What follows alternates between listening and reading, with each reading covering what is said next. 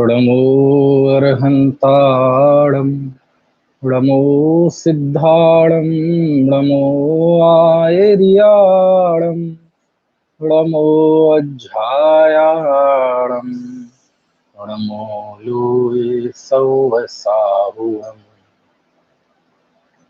मंगलम भगवान वीरो मंगलम गौतमो गणी मंगलम कुंद कुंदाद्यो जैन धर्मोस्तु मंगलम सर्वमंगल मांगल्यम सर्वकल्याणकारकं प्रधानं सर्वधर्माणां जैनं जयतु शासनम्।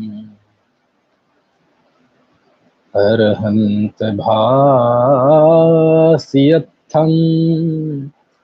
गणहर देवे हि गन्थियं सम्मम्।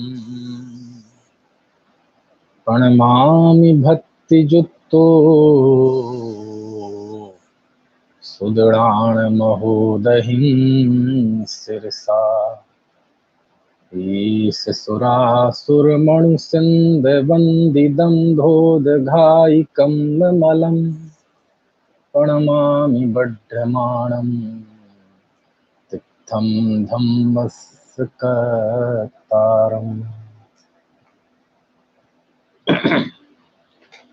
श्रुतावतार विषय पर बात चल रही है।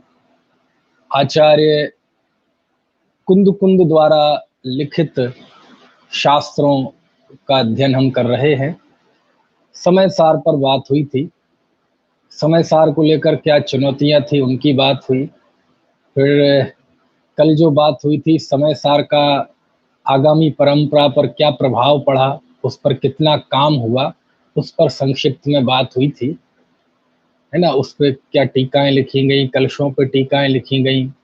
आचार्य शुभ चंद की कल एक वो याद नहीं आ रही थी, परम अध्यात्म तरंगिणी, ये भी उन्होंने अमृत चंद आचार्य के कलशों पर उन्होंने भी टीका लिखी। आचार्य शुभचंद्र ने आदरणीय पंडित विनोद जी गुना वाले संकेत भी कर रहे थे ऑनलाइन, लेकिन मैं समझ नहीं पाया।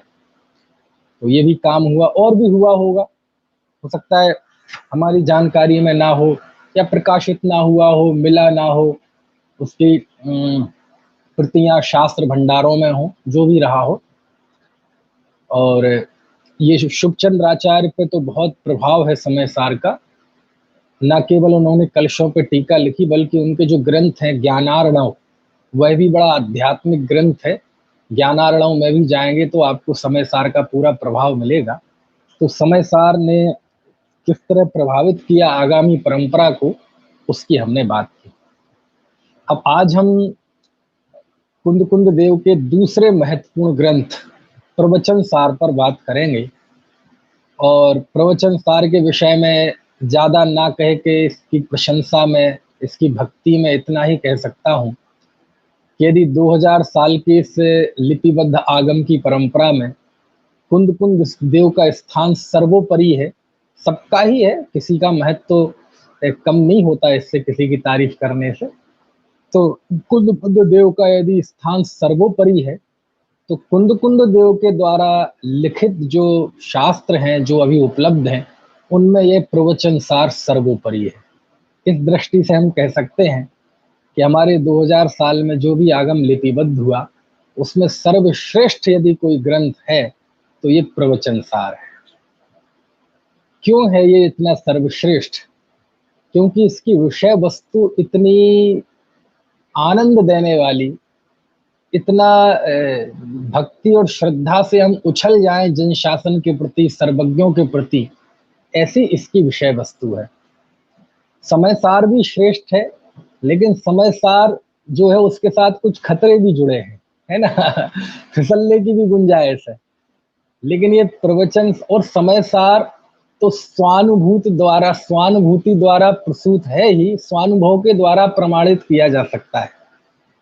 ये प्रवचन सार जो ग्रंथ है, ये प्रवचन सार ग्रंथ में वस्तु का जो स्वरूप बताया है वो इतना प्रांजल है, इतना परिपक्व है, और जिस विषय का भी वर्णन किया है उतना विशद है कि ये अकेला ग्रंथ कुंद कुंद देव की, ये जो कहा जाता है कि कुंद कुंद देव कलिकाल सर्वज्ञ, एक कलिकाल सर्वज्ञ जो उनको एक प्रशस्ति दी गई, प्रशंसा दी गई, उनके बहुमान में कहा गया, ये जो उनकी उपाधि है, प्रवचन सार ग्रंथ अकेला इसको सार्थक सिद्ध कर सकता है।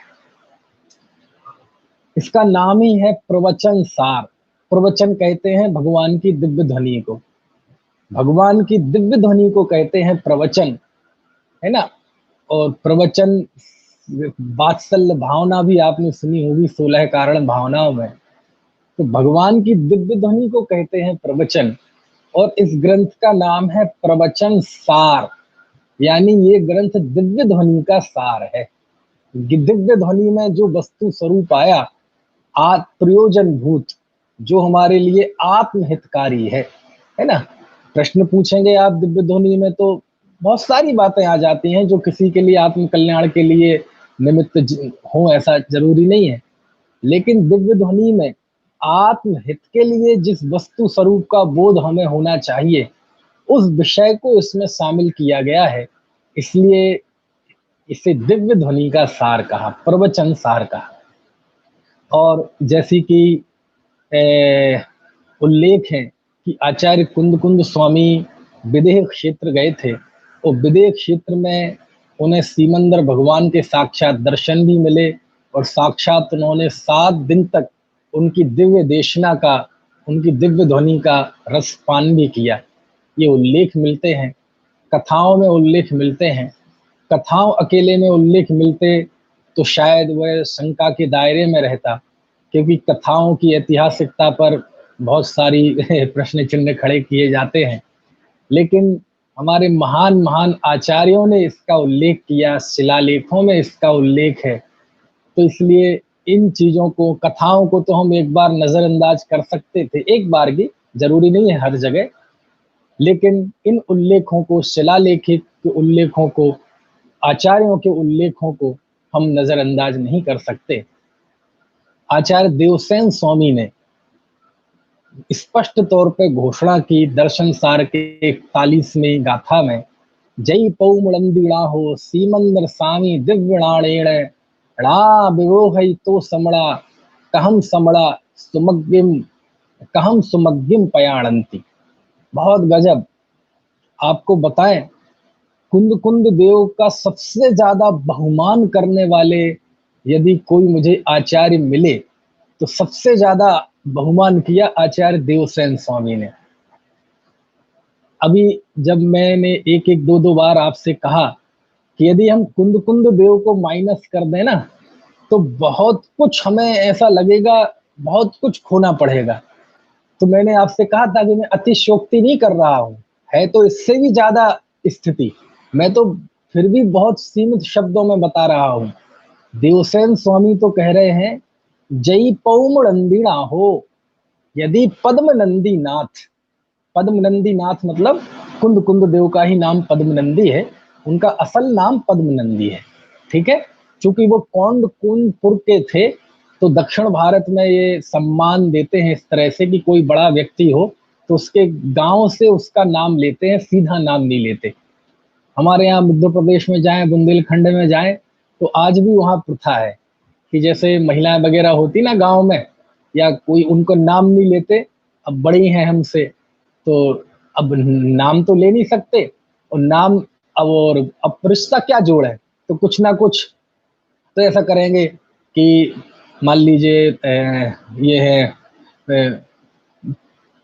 पूजा दमोई वाली, समझ में आए ना।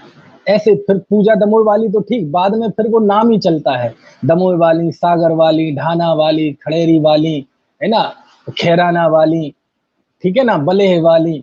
तो ये गांव के नाम से वो सम्मान है, नाम नहीं लेते उनका। ऐसे पुरुषों में भी चलता है। तो ऐसे ही दक्षिण भारत में कौंड कुंडपुर के थे आचार्य, इसलिए उनका नाम पड़ गया कुंद कुंद आचार्य।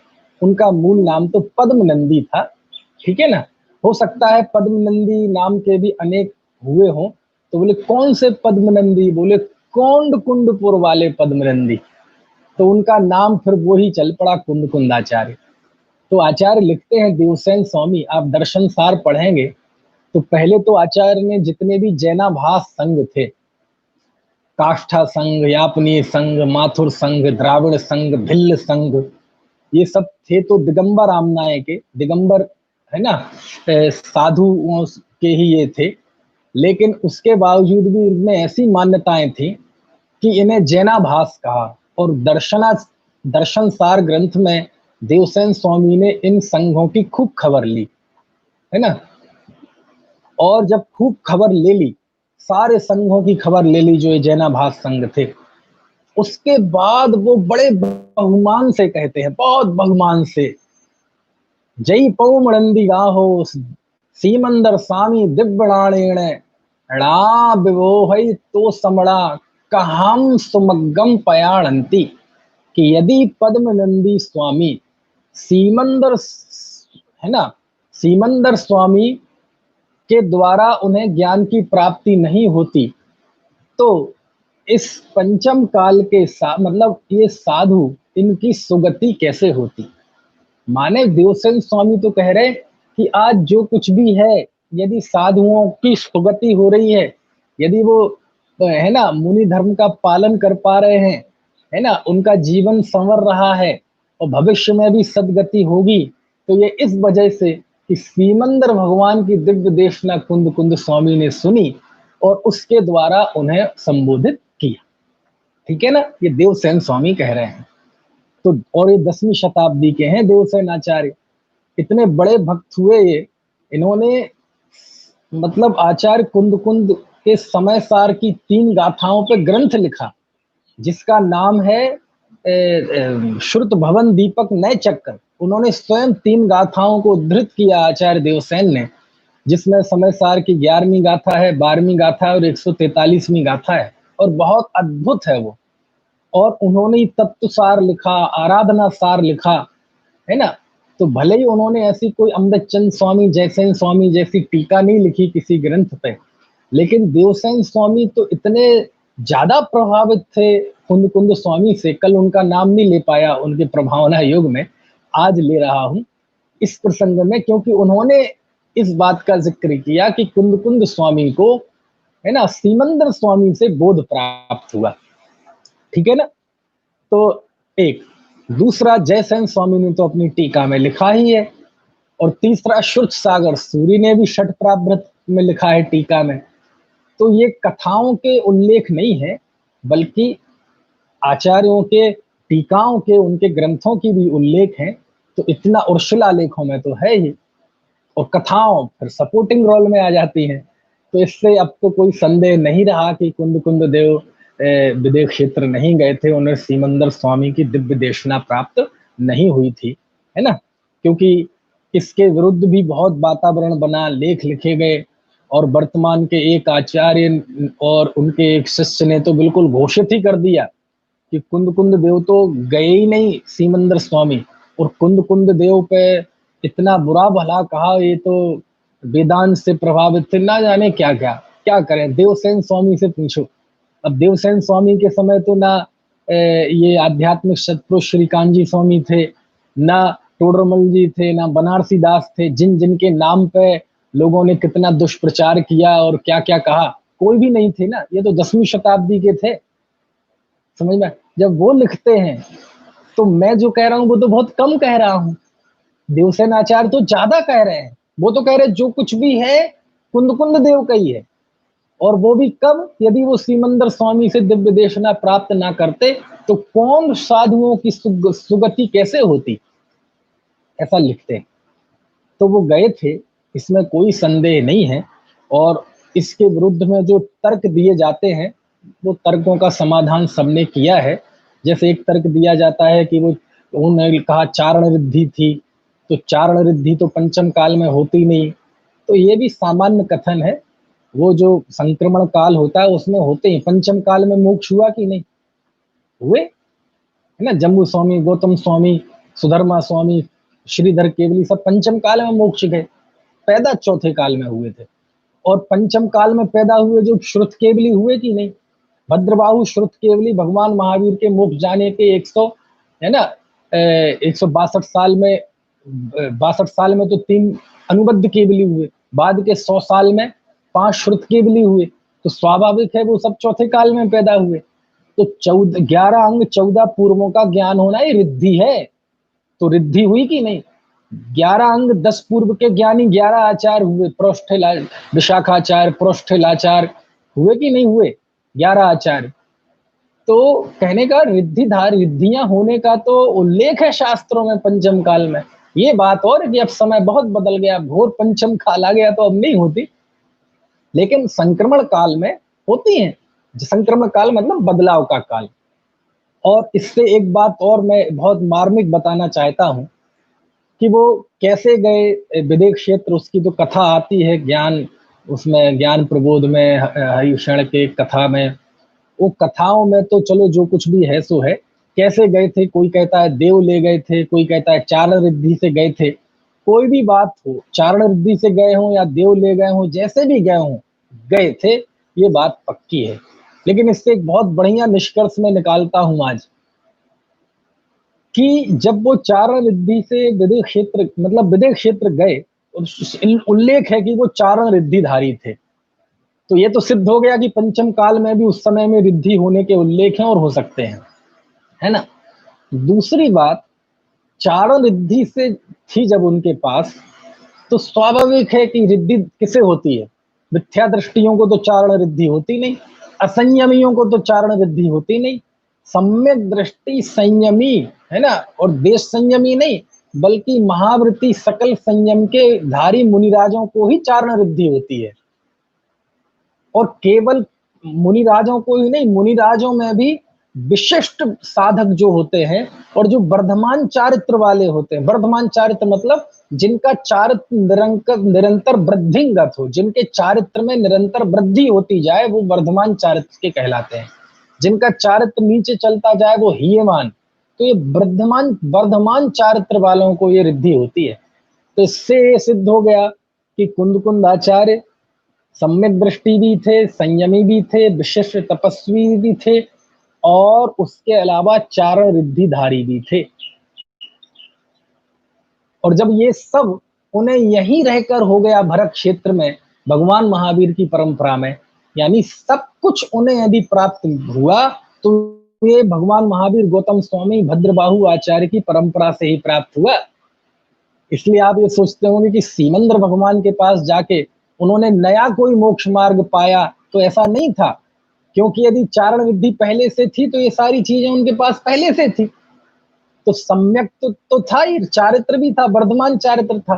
तो सीमंद्र स्वामी के पास गए तो कोई नया मोक्ष मार्ग लेके आए? नहीं, नया मोक्ष मार्ग लेके नहीं आए, सब कुछ वही था जो यहाँ था। क्योंकि भगवान महावीर की परंपरा और सीमंद्र भगवान में कोई फर्क थोड़ी है। अनंत केवलियों का, ज्ञानियों का एक ही मत होता है ना। फिर गए क्यों थे? तो कथा में आता है कि किसी समय उनके मन में रात्रि में विचार कर रहे थे, तो कोई ऐसे बिंदु को लेकर, मोक्ष मार्ग संबंधी नहीं, प्रयोजनभूत विषय नहीं, वो तो उन्हें प्राप्ति हो चुकी थी, लेकिन जिनवाणी के हजारों लाखों बिंदु ऐसे हैं, है ना, कि जिनको तर्क से नहीं चलता, उसमें प्रमाण चाहिए। अब बहुत सारी चीज, आज भी इतने शास्त्र होने के बाद सैकड़ों बिंदु हैं जो आज भी अनिर्णीत हैं, उन पर कोई पक्का नहीं कहा जा सकता कि इसमें सही क्या है गलत क्या है। यति वृषभाचार्य का मत कुछ है ना, धवलाकार का मत कुछ है ना, परिक्रमकार का मत कुछ है, पुष्प भूतबली आचार्य का मत कुछ है। तो तो क्या करते? तो ऐसे ही कोई करणान योग संबंधी कोई सूक्ष्म, या सिद्धांत संबंधी कोई ऐसा सूक्ष्म जिसका सीधा आत्म कल्याण से संबंध तो ना हो, मतलब उसे सर्वज्ञ ही जान सकते हैं। तो ऐसा मन में कोई प्रश्न आया कि ये बात क्लियर नहीं है, अरे तो हो सकता है अफसोस भी हुआ होगा, अरे कैसे काल में है, तीर्थंकरों का विरह है, आज श्रुत केवली भी नहीं है, काश भगवान साक्षात होते तो हम उनसे समाधान ले सकते थे।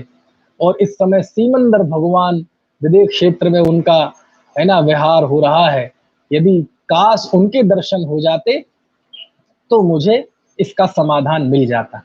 और ऐसी उनकी भक्ति और भाव उमड़ा कि ऐसी कहानी में लिखा है, कहानी में तो इफ बट किंतु परंतु बहुत सारी बातें हो सकती हैं, मैं भी उसमें कई सारे क्वेश्चन खड़े कर सकता हूं, लेकिन अभी केवल सामान्य समझ लें। तो वहां सीमंद्र भगवान के मुंह से आशीर्वाद निकला, सद्धर्म वृद्धिरस्तु। तो वहां पूछा कि ये आशीर्वाद किसको कहा? तो बोले ये आशीर्वाद भरत क्षेत्र के महान आचार्य कुंद कुंद के लिए दिया है। तो वहां उनके पूर्व भाव के मित्र दो चारण रिद्धि मुनिराज थे वहां समोषण में, वो आए और कुंद कुंद आचार्य को विदेश क्षेत्र ले गए। ऐसी कहानी आती है ना। और ऐसा भी पढ़ते हैं कि कोई देव आके ले गए थे। जो भी रहा हो, अभी उसकी टेक्निकल उसमें ना जाएं, लेकिन ये पक्का था। मैंने ये सारी बात इसलिए बताई उनकी रिद्धि के विषय में कि उन्हें सब कुछ यहाँ उपलब्ध हो गया था। सीमंदर भगवान के यहाँ से कुछ नया मोक्ष मार्ग सीख के आए हों ऐसा नहीं था, लेकिन फिर भी जब कोई बड़े आदमी के पास होके आते हैं और साक्षात सुन के आते हैं दिव्य ध्वनि, तो कहीं ना कहीं वो टेस्ट होता है, कहीं ना कहीं वो वाणी में, कहीं ना कहीं वो बातचीत में टेस्ट होता है। आप एक आध महीने कहीं घूम के आओ तो लौट के आके वहीं वहीं की बातें करेंगे, आपकी जुबान में वो टेस्ट टपकेगा, है ना। तो ऐसे ही जब आप प्रवचन सार ग्रंथ पढ़ेंगे, प्रवचन सार ग्रंथ पढ़ेंगे, तो आपको आचार्य कुंद कुंद के सीमंदर भगवान के दिव्य दर्शन और उनकी सुनी गई दिव्य देशना का जो टेस्ट है, जो आनंद है, आप इसमें उसको टपकेगा, छलकेगा। जैसे कलश भर जाए तो पानी डालते ना तो छलकने लगता है। तो प्रवचन सार ग्रंथ में आपको सीमंदर स्वामी की दिव्य देशना से उत्पन्न जो कुंद कुंद देव का वैभव है, ज्ञान की विशदता है, जो आनंद है, वो आपको इसमें छलकता हुआ दिखाई देगा।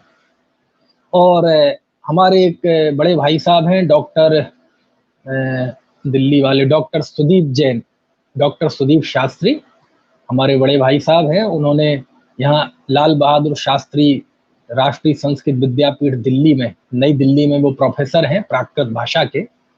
तो उन्होंने तो, क्योंकि एक प्रश्न ये भी खड़ा किया जाता है कि विदेश क्षेत्र यदि कुंद कुंद देव गए होते तो उन्होंने किसी पंक्ति में, शास्त्र के किसी गाथा में कहीं तो कोई उल्लेख किया होता? कोई अंतः साक्ष्य नहीं मिलता कि उन्होंने खुद कहा हो। तो क्यों नहीं कहा, उसका कारण तो मैंने आपको बताया था कि उसके साइड इफेक्ट्स थे, और जिन्होंने किया तो उनको साइड इफेक्ट्स झेलने पड़े।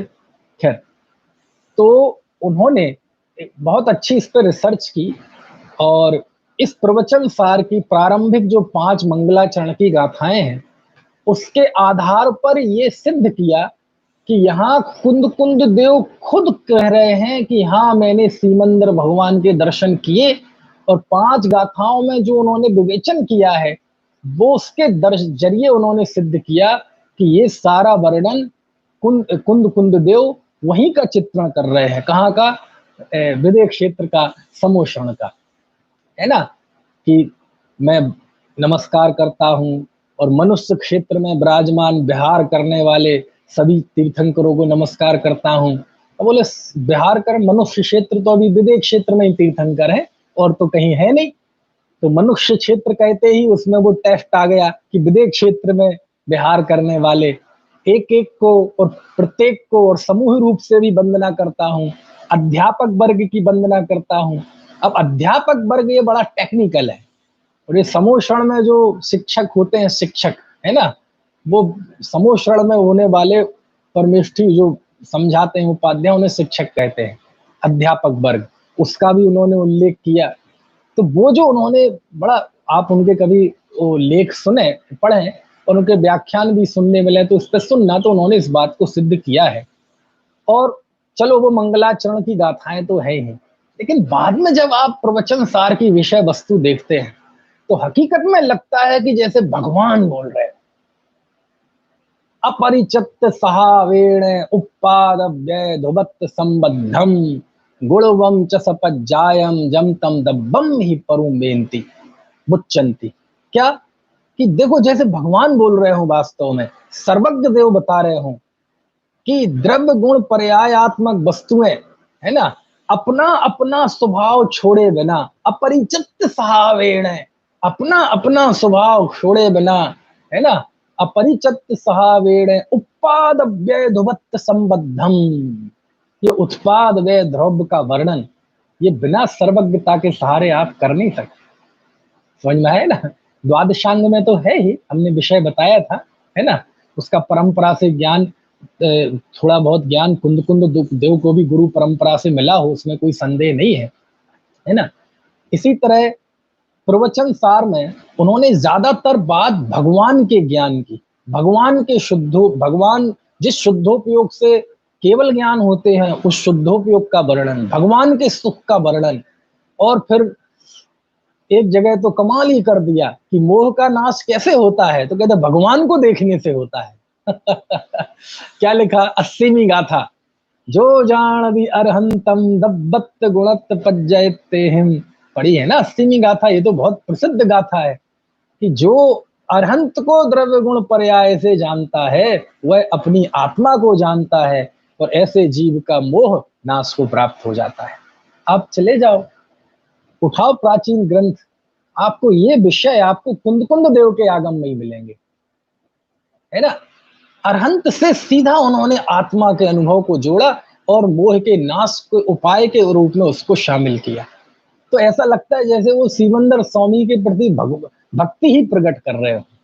खैर, अब ये चीजें, बहुत सारी चीजें होती हैं, ये देखने का नजरिया होता है। आपकी वो टेस्ट होना चाहिए गाथा पढ़ते समय, वो गाथा का टेस्ट आपको आए तो पता चलेगा। कई चीजें होती हैं ऐसी, जैसे वो पहले कभी आता था, बहुत पहले जब टीवी में दूरदर्शन का चैनल चलता था अकेला, कि किसी बच्चे ने पूछा कि ये मेलोडी चॉकलेट इतनी चॉकलेटी कैसे बनी। मेलोडी चॉकलेट आती थी ना, कि मेलोडी इतनी चॉकलेटी कैसे बनी। तो उसने जवाब दिया, मेलोडी खाओ खुद जान जाओ। क्या मतलब हुआ कि बहुत सारी चीजें तर्क से नहीं आएंगी, बहुत सारी चीजें आपको उसका आनंद लेना पड़ेगा, तब पता चलेगा, है ना? तो इसमें मुझे तो कम से कम कोई संदेह नहीं है कि कुंद कुंद स्वामी विदेह क्षेत्र गए, वहां उन्होंने 7 दिन तक दिव्य देशना सुनी। कहते हैं कि वहां वो 7 दिन तक जब सुनते रहे तो उनकी गर्दन टेढ़ी हो गई थी, और गर्दन टेढ़ी होने की वजह से उनका एक नाम और चल पड़ा, जिसका नाम, जो नाम था वक्र ग्रीवाचार्य। वक्र मतलब टेढ़ी और ग्रीवा मतलब गर्दन, तो उनकी गर्दन टेढ़ी हो गई थी। है ना? 3 नाम आते। एक और उनका नाम गिद्ध पिच्छाचार्य, कि जब वो जा रहे थे तो मयूर पिच्छिका गिर गई, तो उन्होंने गिद्ध की पिच्छिका को ही पिच्छिकी बनाया, इसलिए उनका एक नाम और चल पड़ा गिद्ध पिच्छाचार्य। और एक एलाचार्य भी नाम आता है। एलाचार्य के पीछे कहानी तो जो है सो है ही, लेकिन एल का अर्थ वो नहीं होता असल में, है ना? तो ये 5 नाम है, इनमें 3 नाम तो बस वो थोड़े से वैसे हैं, ज्यादा चलन में नहीं। 2 नाम महत्वपूर्ण है, पद्मनंदी आचार्य और कुंद कुंदाचार्य, ये तो पक्का उन्हीं के ही है। गिरध पिच्छाचार्य उमा स्वामी को भी कहा जाता है ना? एलाचार्य और जिसमें जो कहानी जुड़ी हुई है, वो बक्र गिरीवाचार्य में जो कहानी जुड़ी है वो कहानी पे आश्रित है।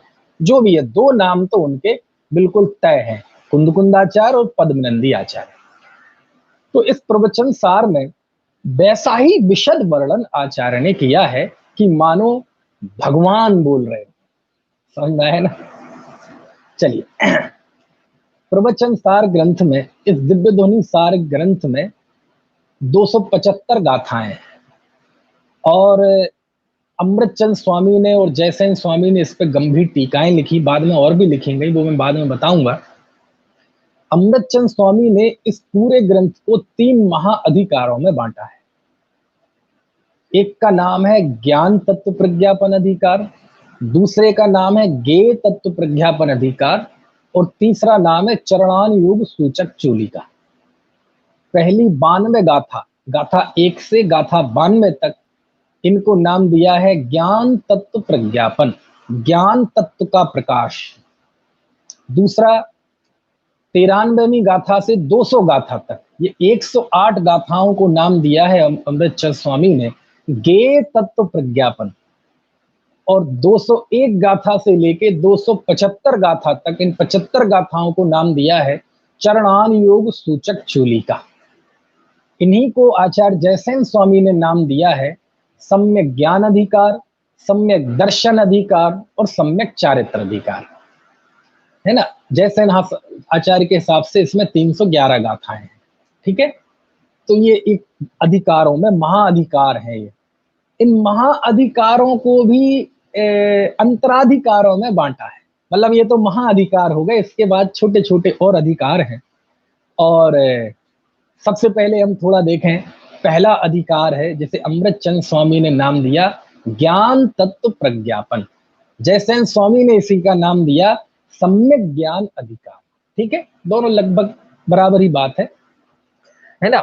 लेकिन ज्ञान तत्व प्रज्ञापन में अमृतचंद स्वामी ने ये बात देखी कि उसमें ज्ञान के नाम तो चूंकि केवल ज्ञान का वर्णन है ना, और जयसेन स्वामी ने उसमें सम्यक ज्ञान, पूरी गाथाओं में सम्यक ज्ञान देखा। खैर, जब ये ग्रंथ शुरू होता है तो पहला ऐसा ग्रंथ है जिसमें आचार्य कुंद ने 5 गाथाओं में मंगलाचरण किया। बहुत मन लगा उनका वंदना करने में। वंदना में जैसे भाव विभोर हो गए हों, और जैसे वो बस मुंह से नहीं कह रहे सीमंदर स्वामी, लेकिन पूरा उन्होंने पूरा आंख बंद करके पूरी वंदना कराए वो सीमंदर भगवान की, है ना, वहां विराजमान, और दूसरे केवलियों की। और अब गए थे तो बाकी तीर्थंकरों के दर्शन उन्हें प्राप्त नहीं हो पाए, तो उन्होंने परोक्ष रूप से कर लिए कि मनुष्य क्षेत्र में विराहर करने वाले सभी तीर्थंकरों की एक एक की समूह रूप से, फिर वहां के गणधर स्वामी की, वहां के उपाध्याय अध्यापक वर्ग की, और सबकी वंदना उन्होंने की। फिर उसके बाद 5 गाथाओं में तो मंगलाचरण किया, उसके बाद आगे की 7 गाथाओं में उन्होंने बहुत एक तरह से विषय को स्थापित किया। और वहीं पर 7वीं गाथा में वो वाक्य आता है जिसे हम एक झंडे की तरह इस्तेमाल करते हैं, उसका नाम है चारित्रम खलु धम्मो। किसका नाम है?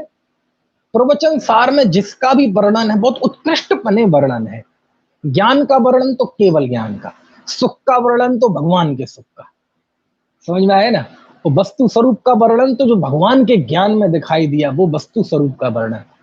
और यदि चरणानुयोग का भी वर्णन है, आचरण का भी वर्णन है, तो जिससे भगवत पना प्राप्त किया जा सके, ऐसे मुनि दशा का वर्णन चरणानुयोग सूचक चूलिका में। समझ में आया ना। चलिए, तो शुरुआत की गाथाओं में तो वो ये स्थापित करते हैं कि चारित्र ही धर्म है। चारित्रम खलु धम्मो, धम्मो जो समोति उड़ुदिठो। और दो चारित्र निश्चय से धर्म है, और वह धर्म समता भाव है। और वह समता भाव कैसा है? मोह खोण विहीणो, समझ में आया ना। और वह समता भाव मोह और क्षोभ से रहित, परिणामों अपूर्णो ही समो। मोह और क्षोभ से रहित आत्मा का परिणाम ही समता भाव है। मोह मतलब दर्शन मोह, और क्षोभ मतलब चारित्र मोह। मोह राग द्वेष से रहित जो भाव है वही समता भाव है। इस तरह उन्होंने प्रवचन सार में शुरुआत में स्थापित कर दिया कि चारित्र धर्म है, और वह चारित्र मोह और क्षोभ से रहित होता है। यानी मिथ्या दर्शन मिथ्या ज्ञान से तो रहित होता ही है, क्षोभ से भी रहित होता है, मोह राग द्वेष से रहित होता है, और वह समता भाव ही चारित्र है। चारित्र मतलब क्या कहा? समता भाव को चारित्र कहा, वृतादि को चारित्र नहीं कहा। तो क्या वो चारित्र नहीं है? वो चारित्र नहीं है क्या? अब उसके लिए आपको प्रवचन सार पढ़ना पड़ेगा कि वो चारित्र है कि नहीं है ना। अरे विशद वर्णन करेंगे, व्यवहार से तो सब आएगा, लेकिन वो गाथा में समझा रहा हूं जिसको झंडा की तरह ले लेके नारे की तरह बोलते चारित्रम खलु धम्मो, चारित्र वास्तव में धर्म है, चारित्र वास्तव में धर्म है ना, ऐसा। तो वह चारित्र समता भाव है। उसके बाद उन्होंने एक महासत्य की स्थापना कर दी शुरुआत की गाथाओं में ही, गाथा है ना भूमिका में, कि कोई भी जीव होता है वह परिणाम के बिना नहीं होता। कोई भी जीव परिणाम के बिना नहीं होता, भाव के बिना नहीं होता।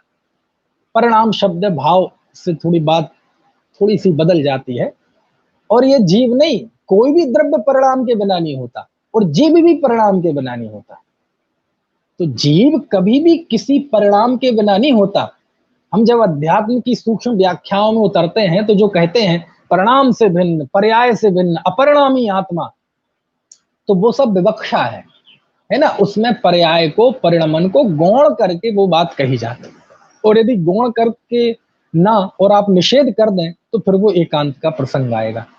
कुंद कुंद यहाँ देव कह रहे हैं प्रवचन सार में कि कोई भी जीव परिणाम के बिना नहीं होता, और वह परिणाम तीन है ना, शुद्ध परिणाम, शुभ परिणाम और अशुभ परिणाम। और वहां बताया कि जो जीव शुद्ध परिणाम रूप परिणमित होता है उसे मोक्ष सुख की प्राप्ति होती है, जो शुभ परिणाम रूप परिणमित होता है उसे स्वर्ग आदि सुख की प्राप्ति होती है, और जो अशुभ रूप परिणमित होता है उसे नरक त्रयंच आदि प्राप्ति होती है। समझ में आया ना। ये विषय शुरुआत में आचार्य ने 12वीं गाथा तक है। उसके बाद इस पूरे अधिकार को 4 अंतराधिकार में बांटा गया है। यदि आपको थोड़ा अच्छा लगे तो ग्रंथ भी लेके बैठ जाए, कोई बुराई तो है नहीं उसमें, है ना। 4 अंतराधिकार। महाधिकार का नाम क्या है? ज्ञान तत्व प्रज्ञापन। कितनी गाथाएं इसमें? 92 गाथाएं, 92। इसके अंतर्गत फिर 4 अंतराधिकार हैं। इसमें गाथा 13 से लेके गाथा 20 तक, है ना, इसको नाम दिया शुद्धोपयोग अधिकार। कौन सा अधिकार? शुद्धोपयोग अधिकार। गाथा 21 से लेके गाथा 52 तक इन 32 गाथाओं को नाम दिया ज्ञानाधिकार। ठीक है। और गाथा 52 से लेके गाथा 68 तक इन 16 गाथाओं को नाम दिया सुखाधिकार। और गाथा 69 से लेके गाथा 92 तक इन 14 गाथाओं को नाम दिया शुभ परिणाम अधिकार।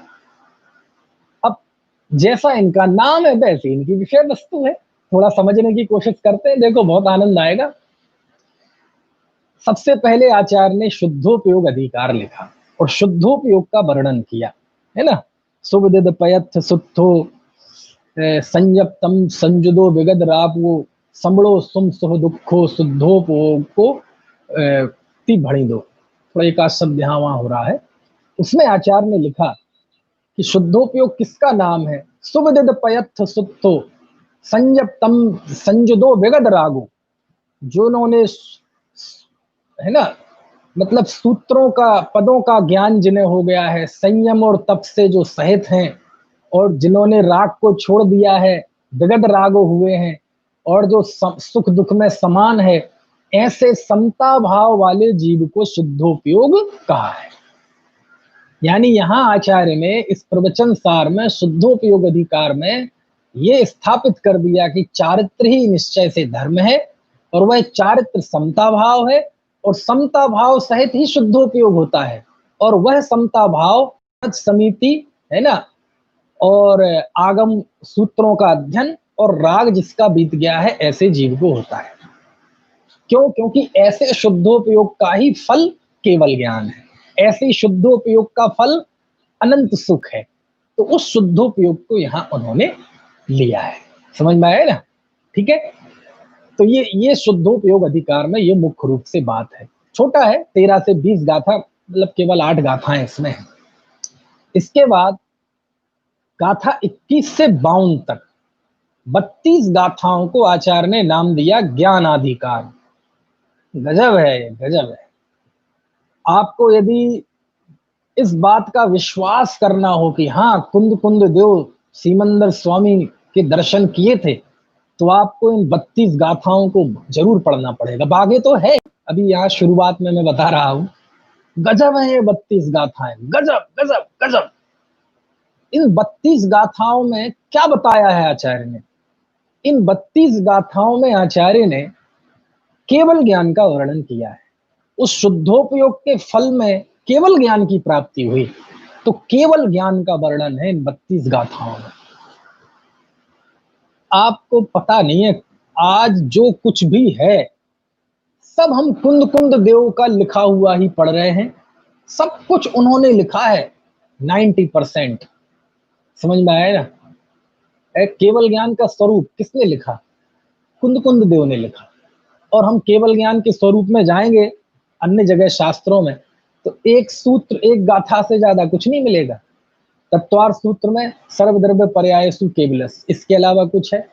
दूसरी जगह चले जाइए, कुंद कुंद देव ने 32 गाथाओं में केवल ज्ञान का विशद वर्णन किया, विशद वर्णन। और जयसेन आचार्य ने तो मालूम इस अधिकार को क्या नाम दिया, आप चौंक जाएंगे। इन गाथाओं को नाम दिया सर्वज्ञ सिद्धि। क्या नाम दिया? सर्वज्ञ सिद्धि। यानी इन 32 गाथाओं में कुंद कुंद देव ने सर्वज्ञ की सिद्धि की है। अब आप प्रश्न करेंगे कि हमने तो सुना है सर्वज्ञ की सिद्धि इस काल में समंतभद्र स्वामी ने की। हाँ सही बात है, उन्होंने ही की, इसमें कोई संदेह नहीं है ना। देखो, 3 आचार्यों को कलिकाल सर्वज्ञ कहा जाता है। एक कुंद कुंद देव को, दूसरा समंतभद्र स्वामी को, और तीसरा आचार्य वीरसेन स्वामी को, धवला लिखने वाले धवलाकार। वीरसेन स्वामी को कलिकाल सर्वज्ञ इसलिए कहा जाता है क्योंकि उनका विशद ज्ञान, इतना विशद ज्ञान था उनका। आप देखो, धवला पढ़ो तो पता चले।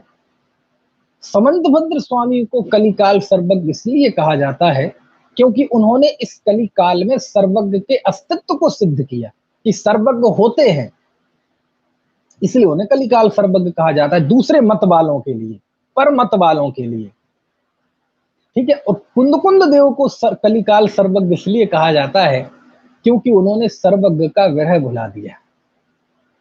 समझ में आए ना? क्या किया उन्होंने? सर्वज्ञ का विरह भुला दिया। मानो उनकी वाणी से जो निकला भगवान बोल रहे हैं, है ना।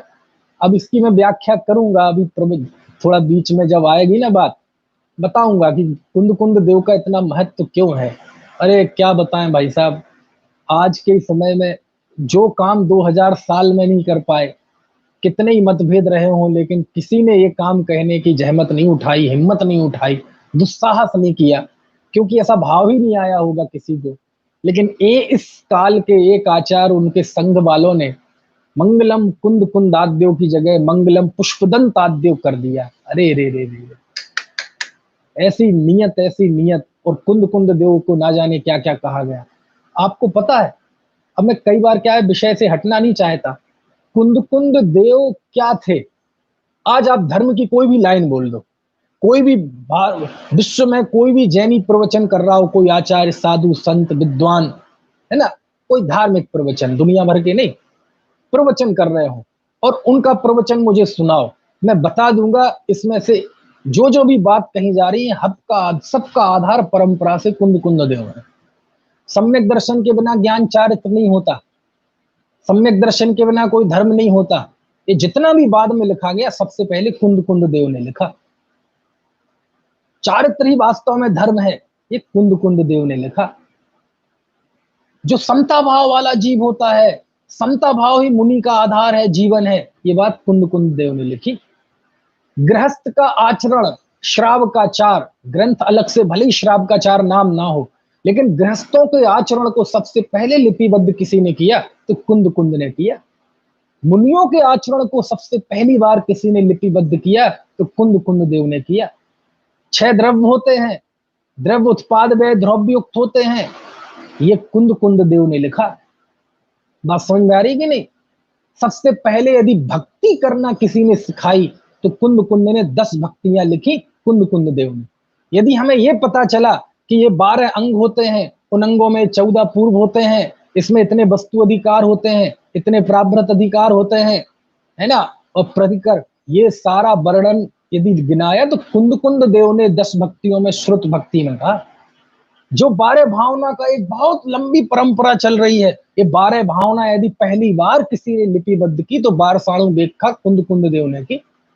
ये क्या बात करते हैं भैया, आज जो कुछ भी है हमें पता नहीं है, हम जो कुछ भी बोलते हैं, एक एक वाक्य के पीछे जाओ तो सबसे पहले उसे इस युग में किसी ने लिपिबद्ध किया तो कुंद कुंद देव ने किया। यदि जैन दर्शन के अकर्तावाद को किसी ने सबसे पहले लिखा तो कुंद कुंद देव ने लिखा। सबसे पहले यदि सर्वज्ञता को सिद्ध किया, समंतभद्र स्वामी तो बाद में हुए, कि सर्वज्ञ होते हैं, कैसे जानते हैं सारे विश्व को, तो ज्ञानाधिकार की 32 गाथाओं में, जिसे जयसेन स्वामी ने सर्वज्ञ अधिकार नाम दिया, आप पढ़ो। काल ऋच विषमम शैलम सबत्थ संभवम चित्तम जुगुबम जानदि जोन्नम अहो हिणाणस्तमाहप्पम। आहा, गजब है। कहते हैं सुनो, काल ऋच विषमम शैलम सबत्थ संभवम चित्तम, तीनों काल के अनेक तरह के सम विषम चित्र विचित्र सभी द्रव्यों को और उनकी समस्त पर्यायों को जुगबम जानदि जोड़नम, जुगबम मतलब युगबम एक साथ जो जानता है वह जैनी, वह सर्वज्ञ हैं। कालड़िच विस्मम शैलम सब्बथ संभवम चित्तम जुगमम जानदि जोड़नम। और फिर मालूम क्या लिखा अंतिम पद, अहो हिणाणस माहप्पम, अहो ज्ञान का महात्म। क्या लिखा, अहो। आचार्य कुंद कुंद देव जैसे बहुमान से उछल गए हो। अब मान लीजिए बोलना हो तो अपन थोड़ा सा चेहरे के एक्सप्रेशन बदल दें, अहो ऐसे। अब लिखना है, लिखने में क्या आएगा, तो लिखने में उन्होंने शब्द का प्रयोग किया, अहो अहो अहो। क्या अहो, राणस माहपम, ज्ञान का महात्म। अरे ज्ञान का महात्म तो देखो भैया, है ना, कि केवल ज्ञानी तीनों लोक तीनों काल के समस्त चित्र विचित्र सम विषम भूत भविष्य वर्तमान सबको एक साथ जानते हैं। अरे ज्ञान का महात्म तो देखो। अब वो गाथा आपको उस लोच के साथ पढ़नी पड़ेगी। जब आचार्य लिखते हैं अहो हिणाणस माहपम, तो आप कल्पना करें कुंद कुंद आचार्य बैठे हैं और ऐसे दोनों हाथ उठा के कह रहे हैं। आप लोग भी बोलो, सुन रहे हैं जो, ऐसे हाथ उठा के खूब आनंद से, बिल्कुल, अहो हिणाणस माहपम। बोला कि नहीं, अहो हिणाणस माहपम। ओ बाबा रामदेव तो योग सिखाते समय जब कहे हाथ ऊपर करके हा हा हा हा जोर जोर से करो और ऐसे नाक दबाओ ऐसे पेट दबाओ तो जल्दी करने लगते हैं सब। एक कुंद कुंद देव भी ये कह रहे हैं, जरा आनंद से बोलो, अहो हिणाणस माहपम, अहो ज्ञान का महात्म। कोई प्रश्न करता है कि साहब केवल ज्ञानी सारी दुनिया को कैसे जान लेंगे, जो चीजें अभी खत्म, जो भूतकाल निकल गया, जो भविष्य में अभी हुआ नहीं उसको कैसे जान लेंगे। तो कहते भैया जो नष्ट हो गई और जो अभी हुई नहीं है, ऐसी पर्यायों को केवल ज्ञानी नहीं जानेंगे तो उस ज्ञान को दिव्य ज्ञान कौन कहेगा। बोले केवल ज्ञानी कैसे जानते हैं, बोले हम अवग्रह यह अवाय पूर्वक जानते ना, इंद्रियों से जानते, वो इंद्रियों से नहीं जानते, वो ऐसे क्रम से नहीं जानते। तो कैसे जानते हैं, वस्तु में प्रवेश नहीं करते, वस्तु के पास नहीं जाते, वह अपनी ज्ञान की सामर्थ्य से, है ना, सब जानते हैं। रक्षी परोक्षम किंचिदी, उनके लिए कुछ भी परोक्ष नहीं है। इस युग में पहली बार किसी ने सर्वज्ञता का स्वरूप बताया, सर्वज्ञता के ज्ञान की, है ना, विवेचना की कि उनके जानने की प्रक्रिया क्या है, जानने की विधि क्या है। ये यदि किसी ने पहली बार लिखी तो कुंद कुंद देव ने लिखी। भाई साहब कुंद कुंद देव को माइनस कर दो तो ये विषय लिखे ही नहीं। फिर जब एक बार लिख गए तो फिर बात के आचार्यों ने खूब लिखा उस पर। समझ में आया ना, एक एक चीज। अब क्या क्या बताएं आपको, है सारी जो मैंने लिस्ट गिनाई, ये तो अभी मुंह पे फ्लो में जितनी मेरे मुंह पे आ गई। मुनि बनने की प्रक्रिया का वर्णन पहली बार लिखा तो कुंद कुंद देव ने लिखा, इसी प्रवचन सार में चरणानुग सूचक चोलिका में। समझ में आया ना, है गजब है भैया, गजब है, बहुत गजब है। क्या भक्ति, क्या बारह भावना, क्या वस्तु का स्वरूप और भेद विज्ञान, आत्मा शुद्धात्मा समय सार, ये तो पहली बार उन्होंने लिखा ही, इसमें तो कोई संदेह की बात है ही नहीं। बहुत। तो इस ज्ञान अधिकार में कुंद कुंद देव ने केवल ज्ञान का स्वरूप बताया। समंत भद्राचार्य ने सर्वज्ञता की सिद्धि की थी ज्ञेय के अधीन होकर, मतलब ज्ञेय की तरफ से कथन किया था, और कुंद कुंद ने सर्वज्ञ की सिद्धि की ज्ञान की तरफ से। आदाणाण पमाणम राणाणेय पमाण मुद्दिठम णेयम लोया लोयम तम्मा आदाहु सब गया। आत्मा ज्ञान प्रमाण है, ज्ञान ज्ञेय प्रमाण है और ज्ञेय लोकालोक है। इस तरह सिद्ध हो गया कि आत्मा लोकालोक को जानता है, मतलब लोकालोक प्रमाण है, वहां जाए बिना वो जानता है, यानी सब सर्वगत है आत्मा। तो आचार्य ने ज्ञान की तरफ से सर्वज्ञता की सिद्धि की और समंत भद्र स्वामी ने ज्ञेय की तरफ से की। सूक्ष्मांतरित दुर्वार था, प्रत्यक्षा कस्य चिद यथा अनुमेय तत्व अग्नि आदि रीति सर्वज्ञ संस्थिति, कि सूक्ष्म अंतरित दूरार्थ पदार्थ किसी के हमारे अनुमान के विषय है, तो जो अनुमान का विषय होता है वह किसी ना किसी के प्रत्यक्ष का विषय होता है, और जिसके प्रत्यक्ष का विषय होता है वही सर्वज्ञ है। तो उन्होंने बाहर से सर्वज्ञता की सिद्धि की, कुंद कुंद देव ने अंदर से सर्वज्ञता की सिद्धि की। समंतभद्र स्वामी ने दूसरे मत वालों के लिए सर्वज्ञ की सिद्धि की, और कुंद कुंद देव ने अपने स्व मत वालों के लिए मुख्य रूप से सर्वज्ञ की सिद्धि की, कि अभी हमें पता तो चले सर्वज्ञ का स्वरूप क्या है। और जब ये पढ़ते हैं तो फिर लगता है कि हाँ, आचार्य को थोड़ी बोई डकार आ रही है। कौन सी? वो सीमंदर स्वामी की भक्ति वाली है ना। ऐसा है, गजब है। तो इन 32 गाथाओं में गाथा 21 से लेके 52 तक आचार्य ने विशद तौर पे केवल ज्ञान का वर्णन किया। ठीक है, फिर गाथा 53 से लेके गाथा 68 तक इस तीसरे अंतराधिकार में सुख का वर्णन किया, सुखाधिकार। लेकिन किसका सुख? चलो अब इसके आगे विषय कल बताएंगे, है ना, समय हो गया है। कल मैं सुखाधिकार और आगे जो जो बात चलेगी उसको बात। सहजानंदी शुद्ध